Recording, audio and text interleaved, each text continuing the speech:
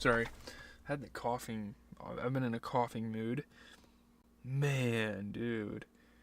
The Cougars made the tournament. The SIUE Cougars are going to the tournament. It's my team, boy.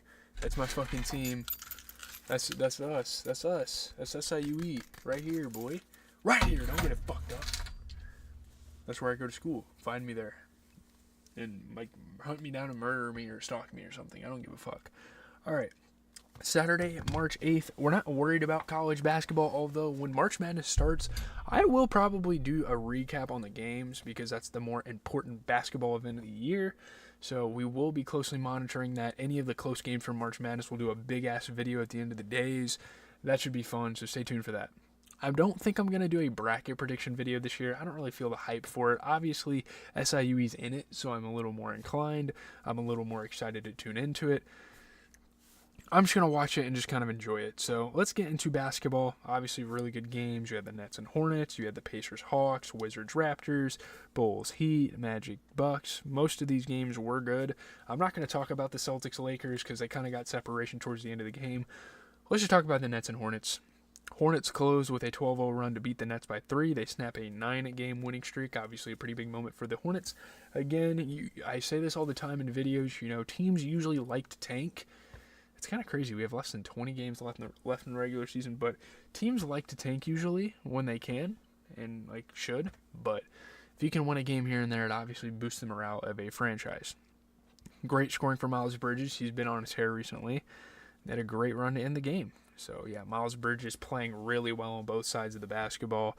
D'Lo was hitting tough shots, making it tough on him. Really good basketball, man. Miles Bridges was hitting tough shots. Zaire Williams was being a really good perimeter player at a point. Yeah, man, you look at the Nets, you get a 28-point performance for D'Lo. That's really it. This team has nothing. I'm not even going to lie. You have Keon Johnson out there doing jack squat.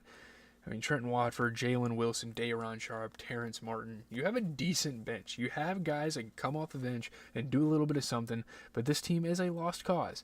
Consistently missing people. You don't have a star piece to win. I don't even know why I talk about the Nets. They're just completely out of it. Obviously, the Hornets had Moussa Diabate going for 16 points and 15 rebounds. Really dope, young, big in the league. Lakers do need to pick up a guy like that. I'm not even going to lie to you. Shot 67%. You get a 26-point, 12-rebound performance for Miles Bridges. Sorry, I get them mixed up sometimes, even though they look nothing alike. He shot 33% from 3, and that's really that. Don't really feel the need to spend much time on a game like this. It's pretty poverty. We're going to go on ahead. I might talk about the Cougars at the end just because it's a big moment for our school history, but let's go with Pacers and Hawks. Trae Young scores 36 points, and the Hawks hold off the Pacers. They rally for a 2-point win. Obviously, great scoring for Trae Young, and Caris LeVert came off the bench and complimented the scoring for the squad really well, and they hold it off. This is their third win in 4 games. Actually, a really good run coming here for the Hawks. Obviously, Pascal Siakam kind of cost the Pacers the game, although he has been playing at a pretty high level, so I can kind of excuse it. He didn't shoot the best tonight, but he's been playing above and beyond most of the players on this team. There you go. Really good basketball. Obviously, Caris LeVert using his athleticism, scoring on all 3 levels. That's just what he does. He's a really good scorer, I think. But the Pacers had a 23-point performance for Pascal Siakam. And, Andrew Nembhard went out 11 points. Is it Aaron Nembhard or Andrew Nembhard? I cannot remember. Andrew Nembhard. Aaron Nesmith. Andrew Nembhard. That's why I get it mixed up. 11 points, 12 assists for him. You get 30 off the bench for Benedict Mather, who shot 67% from 3. Not the greatest game for Ben Shepherd. Now, obviously, Obi Toppin, Thomas Bryant, Benedict Mather, and they have a solid bench core to kind of help a guy like Ben Shepherd out in the starting lineup. But I really think it's hurting them that Tyrese Halliburton's not there. Obviously, prior to injury or prior to sitting or whatever he's doing, he's honestly been playing at an all-star level again, unlike or a couple months ago or right before all-star break. But there you go. You look at the Hawks and Onyeka Okongwu continuing to play really good basketball for the Hawks. 16 points, 16 rebounds, 36 points out of Trae, and 26 points out of Caris LeVert. So those 3 put in the work, get the victory for the Hawks, who are kind of just fighting for a spot here at this point. I don't know where they're at in the standings.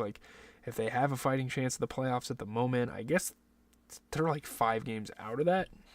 So they're probably not super concerned with that at the moment, but Speaking of teams that aren't concerned with shit, we have the Wizards and the Raptors. Wizards beat the Raptors by 1 when Jamal Sheed's basket at the buzzer is ruled late. Obviously, Jordan Poole, great scoring night. Great scoring night for Jordan Poole. I'm tired. It's fucking 3 in the morning. Give me a break. This is the worst team in the NBA, but they win their second straight game, which is very uncharacteristic for this team. They win.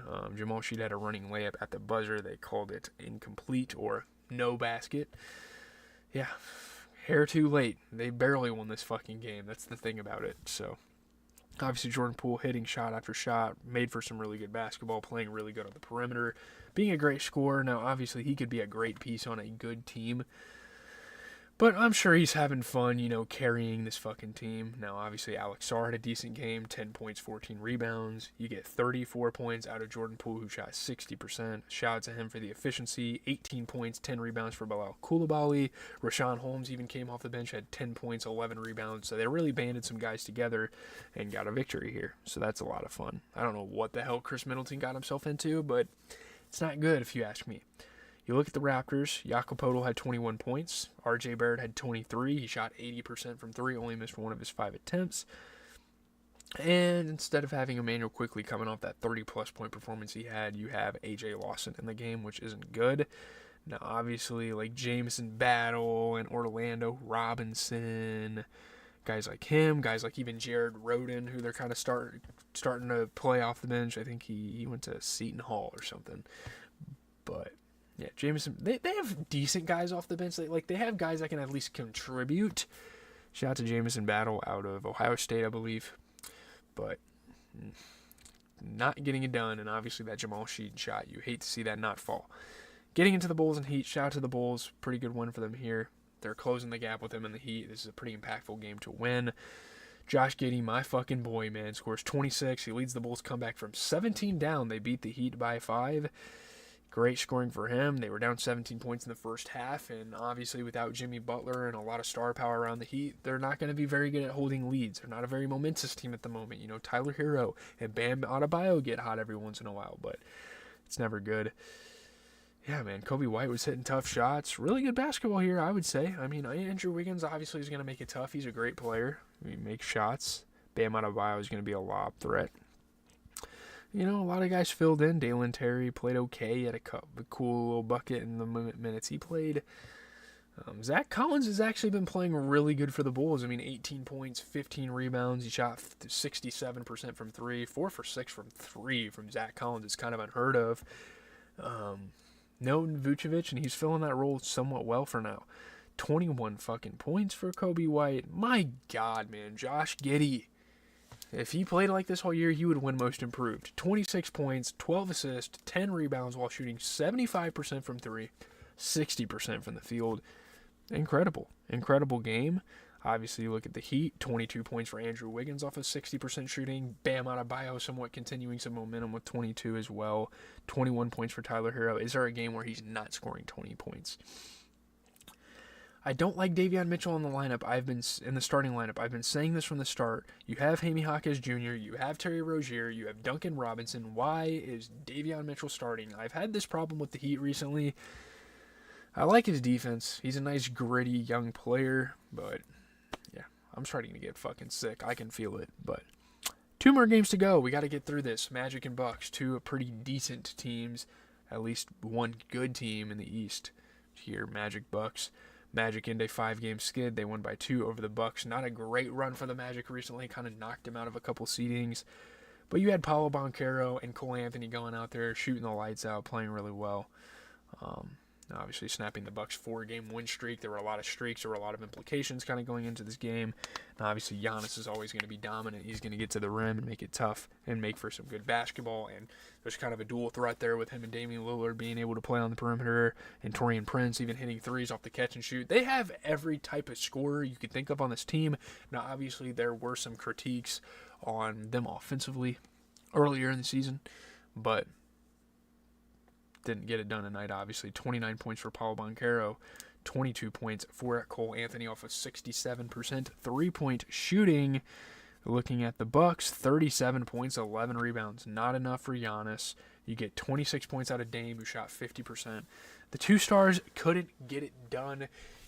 And I'm not going to sit here and hate on Brook Lopez, but definitely could have played a little better. KPJ has been a decent option for them off the bench recently in terms of scoring, but pretty below average game for Brook Lopez.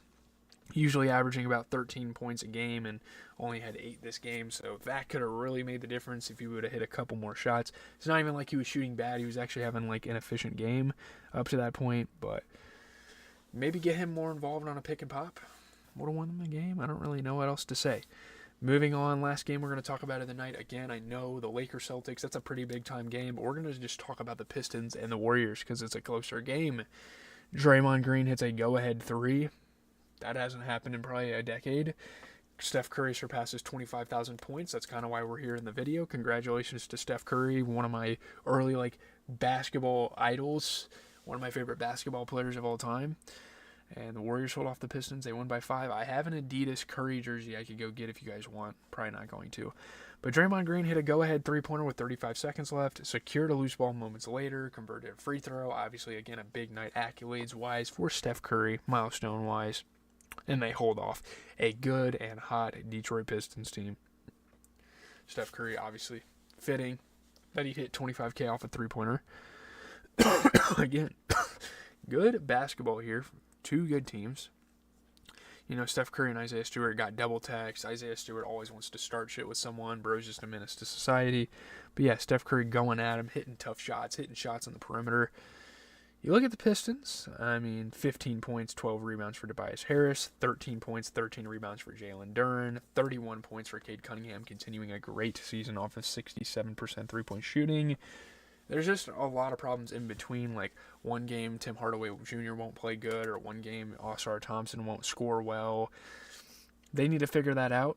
I know they have Isaiah Stewart, Dennis Schroeder, Malik Beasley. There's a solid kind of bench core going on with that. Tim Hardaway Jr. is going to have to find his rhythm come playoff time. I think that's going to be a big X-factor moment because Malik Beasley finds his rhythm, but now we need Hardaway too. Looking at the Warriors, 26 points for Jimmy Butler off of 50% three-point shooting, 32 for Steph. And again, that superstar pairing that everyone has been hyping up is working pretty well. Looking at tomorrow's games, fresh in the afternoon, early afternoon, we have Nuggets Thunder. Going to be a really exciting game. Can't wait for that. Cavs play the Bucks tomorrow night. Another really exciting, fun game. And then we close out the night at 8:30 with Kings and Clippers. So those are really kind of the games I'm looking forward to. Leave a like, comment, and subscribe. It's obviously possible Suns and Mavs could be a good game, but I don't know. The Suns have been kind of struggling recently, so I wouldn't even really label it as that. And obviously there's injuries that are preventing